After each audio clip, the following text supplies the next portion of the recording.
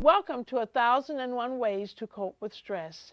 I am Professor Kinshasa Shabaka, and today we are honored to have the gifted author and writer and just prolific Egyptologist, Dr. Frederick Monderson, presenting to us again from his vast reservoir of knowledge. We are speaking today on Narmer, the Conqueror.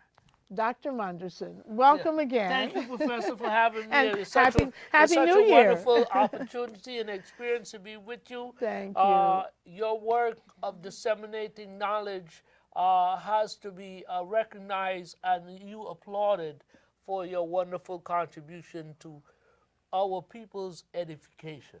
Thank you. Today I want to speak to you about Narmer. He is what is called the Conqueror of Egypt, the Conqueror of Northern or Lower Egypt, and the Unifier of Egypt.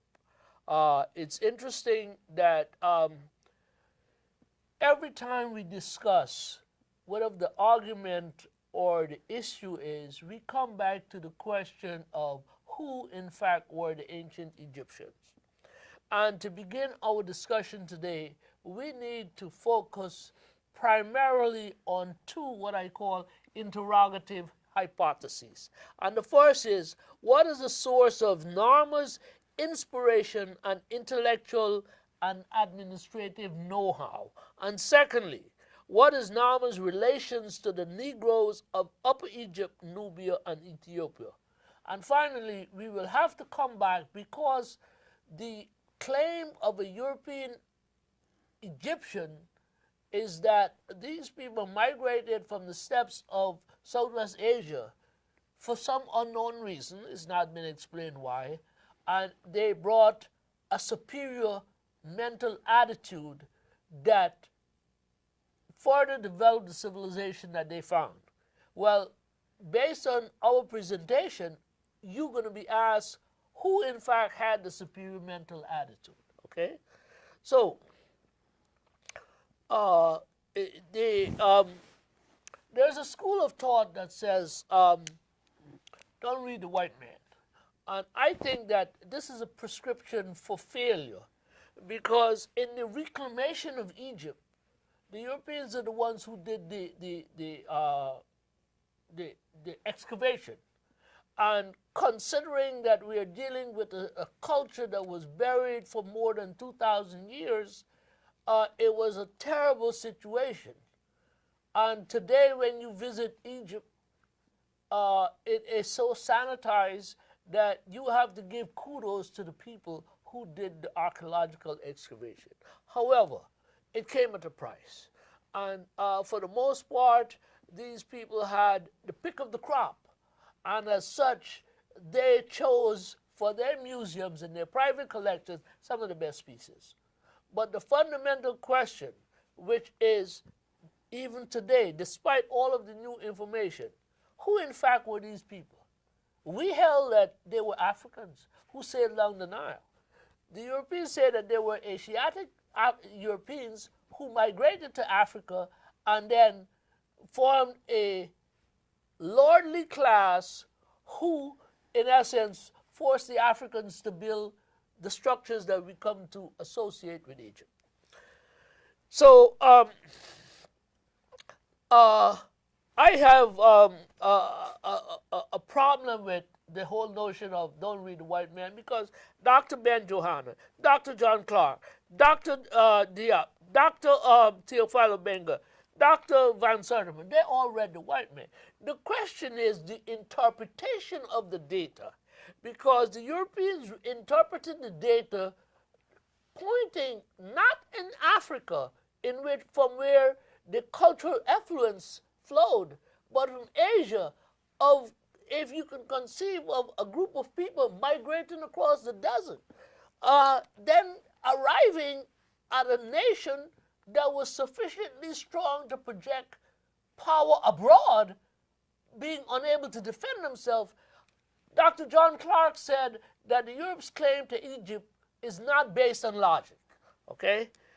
That is why I personally, and my teacher, Dr. Leonard James, advocated that our young people should be immersed in intellectual autonomy.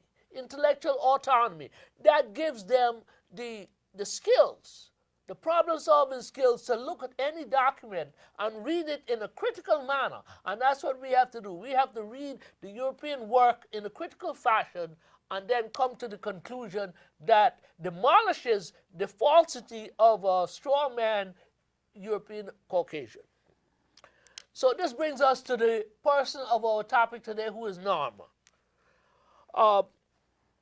In order to fully assess Narmer, we have to have some history about his background.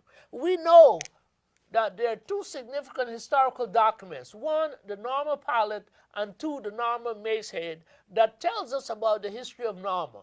What it says is that at about 32, 31, 30, 3000 or so BC, this southern chieftain, general, king, sailed north with an armada and conquered a lower Egyptian kingdom and united the two kingdoms into one and began the dynastic period. Among the iconography, besides the Narmer Palette and the Narmer Macehead, there was the white crown, which is called the Hedjet, and the red crown, which is called the Deshret, and Narmer combined these two crowns to form the united red and white double crown, which is called the Sekhmet crown. What we see on the Narmer Macehead especially was indication that the king had conquered 100,000 men, a number of other active artifacts, and more than 1 million goats. So according to Flinders Petrie, the father of modern archaeology, it is recognized that by the time of Narmer, these Africans were counting in the millions. So no one really looks at the predecessors or the precursors to Narmer's intellectual, technological, and administrative capabilities. And that is where, instead of seeking this external source, we need to look at what is the evidence that precedes Narmer. Given that Flinders Petrie argued there were about 5 or 6 kings who preceded Narmer, in Dr. Diop's book, African Origins of Civilization, Myth or Reality, he shows how Émile Amelino, a French archaeologist, has demonstrated that there were in fact 16 kings who preceded Narmer. So this gives you the impression that there was something, a whole mechanism of government and technological skills that Narmer was able to draw upon. Okay? So where do we find evidence of this? Okay, so there is in the western desert of southern Upper Egypt to the west of Abu Simbel, where Ramses II built his temple, there were people called Napta, from a place called Napta Playa. They were the first scientists. When we asked a kid who was the first scientist, they said, well, Einstein. Einstein is late 20th century. We need to know that these Africans were practicing science. They were observing the heavens. They created a calendar. They mapped the heavens. They started the whole notion of worship of a female deity, a cow goddess. Why a cow? Because the cow theirs was a cattle culture. And the cow was the animal that gave humans the most sustenance. They kept cattle not for the meat, but for the milk and the blood, which were renewable resources in the animal. And so they ended up praising this animal. And it's interesting because V. Gordon Child, a scholar of the early 30s, indicated that the earliest man had been a hunter and a gatherer. And these people of Napta Playa were the first revolutionaries because they moved from being hunters and gatherers to pastoralists and agriculturalists. Pastoralists are people who keep animals, big cattle, for milk, butter, cheese, and things of that nature, their blood.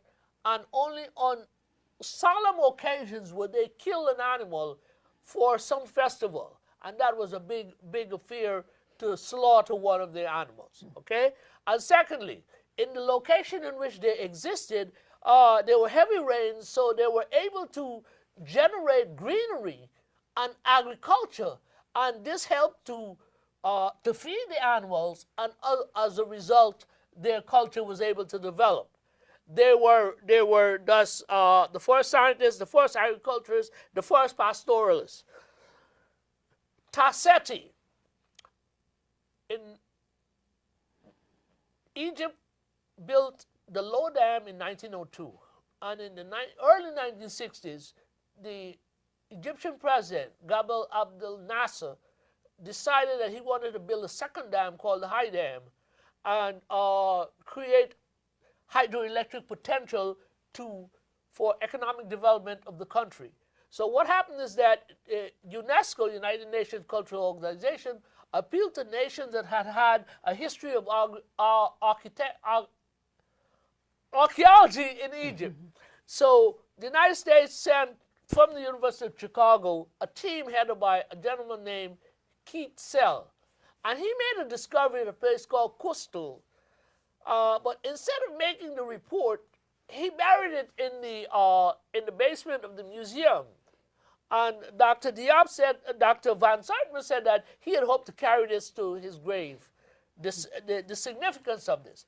Now, here's an example of a New York Times article on March 1, 1979, pages 1 and page 816, that indicate that Nubian monarchy called the oldest. Clues to oldest monarchy found in Nubia. What we found was that there was a kingdom called Tasseti to the south of Abu Simbel, where we see evidence of a monarch, a king, enthroned, wearing the white crown. We see that what is called a palace facade, that is to say, the building where he lived. We see evidence of the Horus bird, which is a symbol of the king. We see sailing boats, and we see an incense burner. Incense was one of those esoteric, mystical ingredients that is used in religious ceremonies. We see this at some like 200 years before we see Narmer. unification 3100. So what does this do? Well, first of all, if we compare this as the predecessors to Narmer, we have to compare it with the European who migrated from the steppes of Asia for some unknown reason, bringing a superior mental attitude. Nothing else. He came like a baker, empty hands, and he intended to find the flour and mix it and put it in the oven. But we have evidence of what could have been the administrative, the technological, the religious, and the architectural foundations that Narmer was able to institute when he conquered his nation.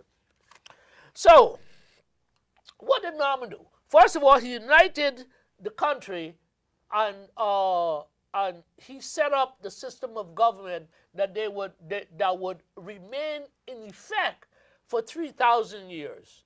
Now, there were breaks in the system based on individuals within the society who had aspirations to be king, and as a result, the nation entered into this undulative period of fluctuation until a strong pharaoh would emerge who would reunite the country. And we have this at the end of the 6th dynasty, Egypt began to decline, and until the 11th dynasty, another pharaoh appeared, Mentuhotep II, who formed the 11th dynasty. And then at the end of the 13th dynasty, we have the same situation. And then we have, by the beginning of the 17th and the 18th dynasty, another pharaoh appeared. And then at the end of the 22nd, 23rd, and 24th dynasty, in which we're in the same malaise, we have these Ethiopians who coming from inner Africa, very likely the place where the kingdom of Tarseti has been discovered, and they, in the interest of the ancestors, sailed down the Nile, as Narmer had done, reunited the country, and defended it against foreign adversaries. In addition, these Ethiopians of the 25th dynasty look back to the formative period of that Narmer had set in motion so that they could get inspiration and bring back the ancient glory that Egypt had come to represent. Narmer, so he unites the country, choosing the red and white double crown to symbolize a united country. He established religious practices. He diverted the Nile because he realized that there was a political dynamic that he had to keep control of. So he diverted the Nile, drained the land, built the city of Memphis, and surrounded it with a wall that was painted white called the White Wall, which indicates that he had to have technological knowledge of architecture, military construction, and then again we have to consider that the ordinances and the logistics of sailing down the Nile with a significant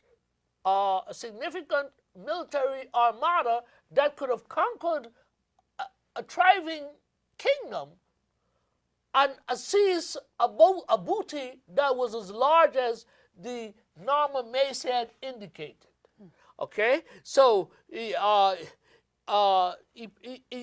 built a temple so that the god Ptah could be worshipped there, and he established Memphis as his administrative capital and religious capital. He organized a bureaucracy and recognized the social hierarchy of the king, nobles, a priestly class, and commoners. He encouraged arts and crafts and pursued trade with his northern neighbors. He defined the parameters and the nature of the military, even determining what the various types of weaponry would represent. significantly. And in this earliest period, there is no indication that he attacked or invaded Nubia, the land to the south, which can basically give us some indication that there was some kind of connection between his origins and those Africans to the south of Egypt. Now, this kind of situation didn't last for long. And people will say, well, if he came from Nubia, why did he attack the Nubians? Well, Napoleon attacked Germany and France. Germany and their neighboring nations. Conquerors do this because they're seeking booty and economic wealth and what have you. Okay? Now, what does all of this tell us? It tells us that we must look to, oh yes, one important point I needed to make. Now, on the Narmer palette especially, which is a two-sided slate showing the king wearing the white crown on one side and the king wearing the red crown on another. And secondly, the imagery of the goddess Hathor as a cow horn, a human face with cow's horns, which the prominent role that she plays on this historic document says that she was significant. Okay? Now, it's interesting that when we get to the 6th dynasty, during the reign of Merenre and Pepi II, an explorer named Anu went west in a new territory of unknown people to explore in the name of the king. And he discovered a people called the Amu, who was worshiping the goddess Hathor. Now, the Egyptians had not known of these people, but they were worshiping Hathor. Now, how is it that these people worshiping Hathor, and Hathor emerges as a significant iconography on the significant Narmer palette, which means that Narmer, his heritage was actually to the south of Egypt. And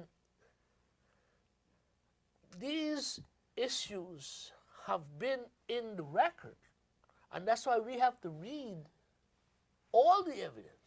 You know, there was a New York radio personality named Gary Bird who often said, way back in the time when he was at the Apollo Theater, the evidence, the information you don't have could kill you, which means that you have to have all the information. And that is why I'm advocating that our people develop intellectual autonomy. What does it mean? It means that you must be able to understand, as Professor Leonard James would indicate, you must understand the 8 major social sciences: geography, anthropology, archaeology, history, sociology, economics, political science, and psychology, and how these interact in terms of influencing the information that is presented to us. These young people must be able to do critical comparative historical analysis so that the information and the problem-solving skills that they demonstrate and encounter enables them to critically read the information, and that nothing remains unread. We can really learn a great deal from the internet. We can, but we got to know what we're doing.